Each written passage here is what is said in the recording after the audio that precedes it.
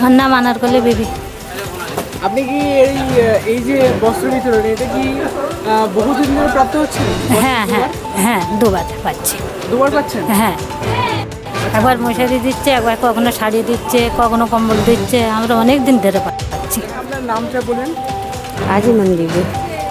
আচ্ছা, এই যে বস্ত্র বিতরণ হচ্ছে এটা কি বছরে দুবার দীর্ঘদিন ধরে আপনারা প্রাপ্ত হচ্ছে? হ্যাঁ। প্রথমে আপনার নামটা বলেন। হাকিম।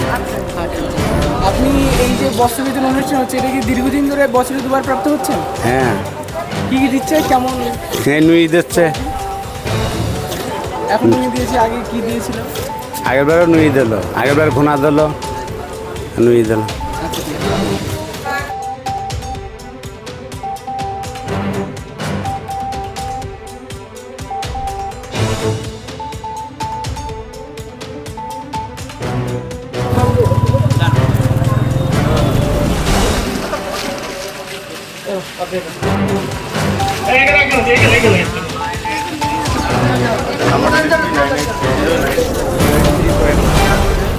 আশেপাশে যারা আছে, যাদের কাছে কুকুর আছে, অবিলম্বে চলে আসুন।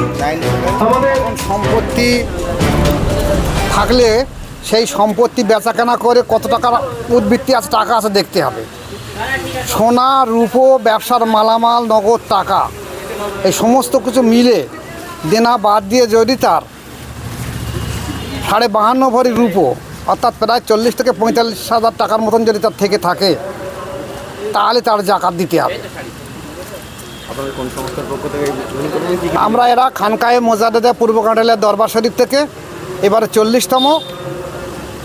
প্রত্যেক বছরে দেওয়া হয় দুবার করে, একবার ঈদের সময় শাড়ি এবং লুঙ্গি, আর অন্য সময় শীতের সময় হয় কম্বল, না হয় যদি মশার সময় উৎপাত বেশি হয় তাহলে মশারি দেওয়া হয়।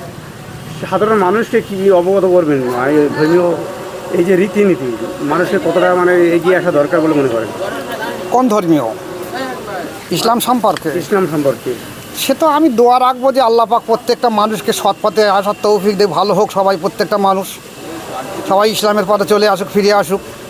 প্রত্যেকটা মানুষের ভিতরে ভুল ভ্রান্তি আছে, সেগুলোকে সংশোধন করে তারা ভালো হয়ে যাক। আজকে যে বস্ত্র বিতরণ অনুষ্ঠান হলো, এর মূল উদ্দেশ্য কি, আর এর মাধ্যমে সাধারণ মানুষের কাছে আপনি কি বার্তা দেবেন? প্রতি বছর ঈদ উল ফিতর উপলক্ষে আমরা শাড়ি এবং লুঙ্গি বিতরণ করি, আর শীতের সময় কম্বল, আর যদি মশার উৎপত্তি গরমের সময় খুব বেশি হয় তা আমরা মশারি বিতরণ করি। এবছরে আমাদের 40তম বস্ত্র বিতরণ অনুষ্ঠান। তা আমরা এই বস্ত্রগুলো দেই যেহেতু ঈদ উল ফিতরের উপলক্ষে।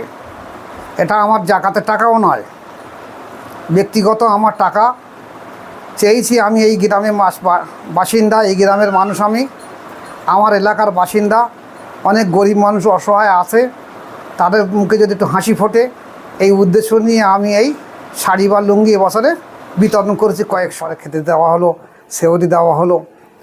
এখন মূল জিনিস হলো যে আমার এখানে শরিয়াতের শিক্ষার পাশাপাশি এলমে মারেফাত শিক্ষা দেওয়া, আর মুরিদ বা ভক্তদেরকে এলমে মারেফাত অর্থাৎ অন্তঃশুদ্ধ এবং তাজকিয়া নফস করে একটা মানুষের চরিত্র সংশোধন করে সমাজকে আমূল পরিবর্তন করে দেবো, এটাই হলো আমার লক্ষ্য।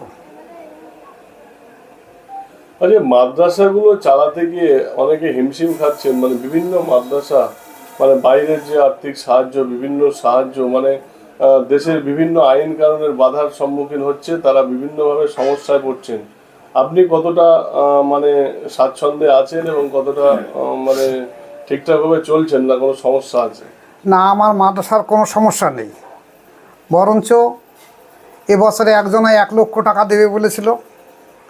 এই গত পরশুদিন নিউ টাউনের একজনা 30টা পাঞ্জাবি পায়জামা দেওয়ার কথা বলেছে।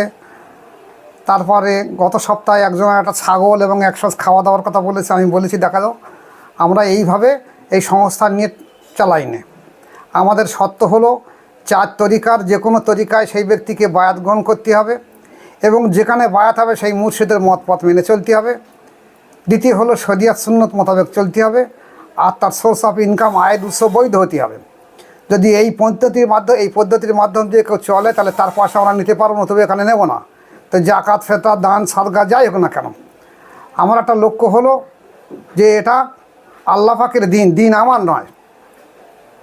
আল্লাহ পাকের দিন আল্লাহ পাক চালিয়ে নেবে এবং সেইভাবে চালিয়ে নিচ্ছে। এখনও মানুষের কাছে আমি হাত পাতিনি, আগামীতেও যেন না পাততে হয় আমি দোয়া রাখি যে আল্লাহ পাক এই যেভাবে চলছে এইভাবে চালিয়ে নেবে এবং খুব অচিরে দেখা যাবে প্রতিষ্ঠানটা অনেক বড় হয়ে উঠবে। সরকারি সাহায্যের কোনো ইচ্ছা বা চাহিদা সেরকম কিছু আছে? না, সরকারি সাহায্য বা চাহিদার আমার কোনো রকম চিন্তা ভাবনা নেই, যেহেতু সরকারি সাহায্য নিলে দেখা যাবে কিছুদিন পরে রাজনীতি এসে যাবে, এখানে রাজনীতির নেতারা আসবে বা তারা কমিটি করবে। এই জন্যতে আমরা চাচ্ছি যে কোনো সরকারি সাহায্য অনুদান না নিয়ে প্রয়োজন পড়ে নিজে আমরা ব্যবসা করি, আমার ছেলেরা ব্যবসা করে, চাকরি করে, নিজেও ব্যবসা করি, নিজেও দুটো ব্যবসা করি। তার থেকে দুস্থ এতিম অসহায় ছেলে, বহু অসহায় ছেলে আছে যাদের মা নেই বাপ নেই, কারোর মা বাপ নেই, তাদেরকে ভরণ পোষণ করা দায়িত্ব আমরা নিয়ে নিছি। অতএব আমরা সরকারের সাহায্যের কোনো প্রয়োজন আমাদের কাছে নেই। এটা বিশাল একটা পরিবর্তন, হঠাৎ করে মানুষের মধ্যে যেন একটা অন্যরকম পরিস্থিতি। আর সাধারণ মানুষের উদ্দেশ্যে কিভাবে একটা চলার পরামর্শ দেবেন সংক্ষেপে? সেটা আমি গত 15ই চৈত্র বলে দিয়ে দিয়েছি যে প্রত্যেকটা মানুষ শুধুমাত্র রমজানের রোজা বা নামাজ করলে চরিত্র পরিবর্তন হবে না। তারা অন্তত 4টে তরিকা আছে পৃথিবীর বুকে, বড়পীর সাহেবের কাদেরিয়া, খাঁদা সাহেবের চিস্তিয়া, বাহাউদ্দিন নকশবন্দি রহমতুল্লাহ নকশবন্দিয়া, মোজাদ আল হোসেন মোজারের তরিকা। যে কোনো তরিকায় বায়াত হয়ে অন্তরটা আল্লাহর জেকেরে জারি করে নেক, নফসের তাজকিয়া করুক, তাহলে দেখা যাবে সমাজ পরিবর্তন হবে, নতুবা সমাজ জীবনভর পরিবর্তন হবে না।